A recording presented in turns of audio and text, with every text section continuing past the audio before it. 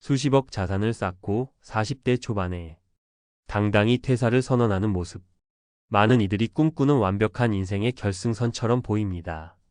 하지만 최근 그 결승선을 통과했던 이들이 은퇴한다고 끝이 아니더라라며 다시 일터로 돌아오고 있습니다. 한 일간지 보도에 따르면 이들은 오히려 일의 중요성에 대한 강연을 하기도 합니다. 그들은 돈이 부족해서 돌아온 것이 아닙니다. 돈으로도 결코 채울 수 없는 예상치 못했던 거대한 공허함이라는 절벽을 마주했기 때문입니다. 오늘은 단순히 돈을 모아 일찍 퇴사하는 것을 넘어 조기 은퇴 후 찾아오는 심리적 위기와 그것을 극복하기 위한 진짜 준비란 무엇인지 그 깊은 이야기를 시작해 보겠습니다. 대기업 부장 출신 김성진 씨. 올해 45인 그는 20년간 정말 악착같이 돈을 모았습니다. 매일 아침 김밥 한 줄로 때우고 동료들의 술자리도 마다하며 오직 하나의 목표만을 향해 달렸습니다. 그리고 마침내 40대 중반에 은퇴하겠다는 꿈을 이뤘습니다. 퇴직금은 IRP 계좌로 안전하게 옮겨두었고 모아둔 자산만으로도 남은 인생을 충분히 살아갈 수 있을 거라 확신했습니다. 은퇴 후 첫 6개월은 그야말로 천국이었습니다. 평일 오전에 한가롭게 골프를 치고 아내와 함께 꿈에 그리던 유럽 여행을 떠났습니다.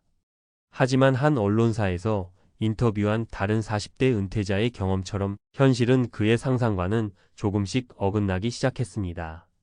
파리의 노천 카페에 앉아 여유를 즐기고 있는 사람들은 대부분 자신보다 나이가 훨씬 많은 노인들이었고 문득 내가 벌써 노인이 되었나 하는 낯선 자괴감이 스멀스멀 피어올랐습니다. 더 큰 문제는 관계의 단절이었습니다. 저녁에 만나자고 오랜 친구들에게 연락하면 하나같이 회사 일로 바쁘다는 대답만 돌아왔습니다. 어쩌다 만나도 대화는 겉돌기 시작했습니다. 치열하게 현재를 살아가는 친구들 앞에서 과거의 무용담이나 늘어놓는 자신의 모습이 초라하게 느껴졌습니다. 활기차게 일하는 옛 동료들의 에너지를 보며 자신은 사회라는 경주에서 너무 일찍 이탈한 낙오자처럼 느껴지는 위축감에 시달렸습니다. 결국 김성진 씨는 이 나이에 이렇게 놀아도 되는 건가? 라는 죄책감과 싸우다 은퇴 1년 만에 극심한 무기력증과 가벼운 우울감을 겪으며 다시 일자리를 알아보고 있습니다. 그는 씁쓸하게 말합니다.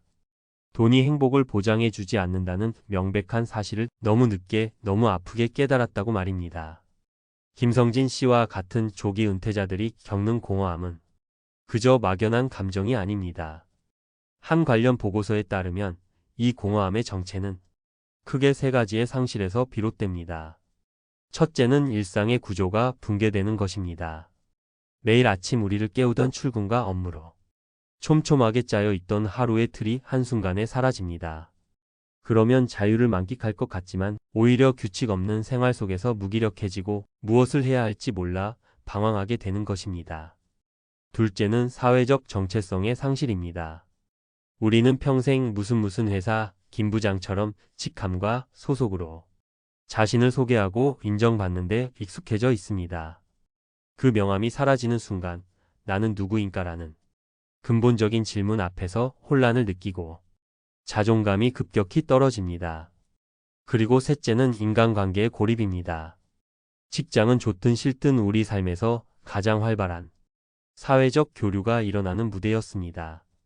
은퇴 후 아직 대부분의 또래들이 한창 일하고 있을 때 혼자 보내는 시간이 급격히 늘어나며 느끼는 외로움과 단절감은 생각보다 훨씬 깊고 고통스럽습니다. 더욱 심각한 것은 이 비극이 은퇴 전부터 바로 은퇴를 준비하는 그 과정에서부터 이미 시작되고 있었다는 점입니다. 한 기사에 소개된 30대 미국 여성의 사례는 이를 명확히 보여줍니다. 그녀는 35세 조기 은퇴를 목표로 소득의 70%를 저축하는 극단적인 절약을 실천했습니다. 그 결과 옷은 늘 중고로 구하거나 빌려 입었고 자기 자신에게 돈을 쓰는 법을 완전히 잊어버렸습니다. 나중에는 자신에게 어떤 스타일이 어울리는지조차 모르게 되었다고 토로했습니다. 이것이 무엇을 의미할까요? 돈을 모으기 위해 현재의 나를 돌보는 것을 포기하고 자신의 정체성을 가꾸고 발전시키는 법을 소홀히 한 것입니다. 이런 상태로 은퇴라는 결승선에 도달하면 통장에는 돈이 가득할지 몰라도 정작 그 돈을 어떻게 써야 할지, 어떤 삶을 살아야 할지 모르는 텅 빈 자신만 덩그러니 남게 되는 것입니다. 자, 지금까지 우리는 너무 일찍 끝내버린 경주 뒤에 찾아오는 공허함의 그림자를 살펴보았습니다. 하지만 지금부터가 진짜 중요합니다. 이 그림자를 걷어내고 어떻게 빛나는 인생 이막을 준비할 수 있을지 이야기해 보겠습니다. 앞서 언급된 그 미국 여성은 파이어족을 꿈꾸는 사람들에게 아주 핵심적인 질문 하나를 던집니다. 바로 이것입니다. 당신은 무엇으로부터 은퇴합니까? 아니면 무엇을 향해 은퇴합니까? 단순히 지긋지긋한 회사로부터의 도피가 은퇴의 목표가 되어서는 안 된다는 날카로운 지적입니다. 은퇴는 끝이 아니라 완전히 새로운 시작입니다. 따라서 우리의 목표는 돈을 모아 회사를 그만둔다가 아니라 은퇴 후 무엇이라는 새로운 삶을 살기 위해 돈을 준비한다로 바뀌어야만 합니다. 무엇을 향해 나아갈 것인지에 대한 구체적인 인생의 항해도가 없다면 우리는 망망대해에 표류하는 배처럼 방향을 잃고 공허함이라는 거대한 파도에 휩쓸릴 수밖에 없습니다. 한 투자와 연금 전문 연구센터가 50세 이상 퇴직자들을 대상으로 은퇴 후 가장 후회하는 것을 조사한 결과는 우리에게 매우 중요한 힌트를 줍니다. 놀랍게도 대부분이 돈 문제가 아니었습니다. 이를 바탕으로 우리는 돈보다 먼저 준비해야 할 비재무적 은퇴 포트폴리오 3가지를 지금부터 준비해야 합니다. 첫째, 건강과 취미 포트폴리오를 반드시 구축하십시오. 은퇴자들이 가장 많이 후회하는 것은 꾸준히 운동하며 체력을 키워둘 걸 그리고 더 일찍 악기나 외국어 같은 걸 배워둘 걸이었습니다. 은퇴 후 우리에게 주어진 그 방대한 시간을 의미 있게 채워줄 가장 확실한 자산은 바로 건강한 몸과 마음껏 즐길 수 있는 취미입니다. 오늘부터라도 좋습니다. 하루 30분 걷기 배우고 싶었지만 미뤄뒀던 기타 교실에 등록하는 것, 그 작은 시작이 당신의 노후를 완전히 바꿀 수 있습니다. 둘째, 인간관계 포트폴리오를 꼼꼼하게 재정비하십시오. 퇴직자들이 후회하는 또 다른 것은 재취업이나 창업에 도움이 될 만한 인맥을 미리 만들어 둘 걸 그리고 배우자나 자녀와 평소에 더 자주 대화할 거리였습니다. 이제 회사 동료라는 울타리를 넘어 취미나 관심사를 공유하는 새로운 커뮤니티에 참여해 보십시오. 그리고 무엇보다 가장 가까이에 있는 가족과의 유대를 더욱 강화하는 것이 사회적 고립을 막아주는 가장 따뜻하고 튼튼한 보험이 되어줄 것입니다. 셋째, 의미와 성장 포트폴리오를 구체적으로 설계하십시오. 일이 우리에게 주었던 월급 이상의 것, 바로 성취감을 대체할 무언가가 반드시 필요합니다. 이것이 거창할 필요는 없습니다. 평소 관심 있던 분야의 자격증을 따거나 꾸준히 블로그에 글을 쓰거나 지역사회를 위한 작은 봉사활동에 참여하는 것만으로도 충분합니다. 이렇게 작게나마 사회에 기여하고 스스로 성장하고 있음을 느끼는 활동 계획, 그것이 바로 은퇴 후 당신의 새로운 정체성이자 자부심이 될 것입니다. 여러분이라면 은퇴 후 어떤 활동으로 매일 아침을 맞이하고 싶으신가요?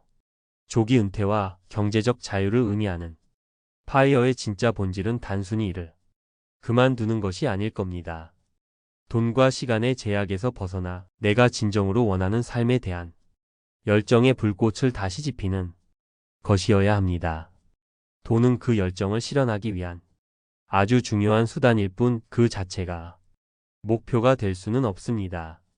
지금 당신의 은퇴 계획서에 자산 목표액만 큼지막하게 적혀 있다면 오늘부터 그 옆에 은퇴 후 나의 새로운 정체성, 평생 함께 웃고 떠들 사람들, 그리고 매일 아침 나를 설레게 할 작지만 소중한 활동들이 목록을 하나씩 채워나가시길 바랍니다. 그것이야말로 돈보다 무서운 은퇴 후이 공허함을 이기고 진정으로 풍요롭고 찬란한 당신의 인생 이막을 여는 가장 확실한 열쇠가 되어줄 것입니다. 오늘 이야기가 여러분의 인생 이막을 준비하는데 작은 등불이 되었기를 바랍니다. 비슷한 고민을 하고 계시거나 여러분만의 지혜가 있다면 댓글로 생각을 나눠주세요. 여러분의 소중한 경험이 다른 분들에게 큰 힘이 될 수 있습니다. 내용이 도움이 되셨다면 구독과 좋아요를 통해 저희 채널과 계속 함께 해 주십시오. 더 깊이 있고 진솔한 이야기로 다시 찾아뵙겠습니다.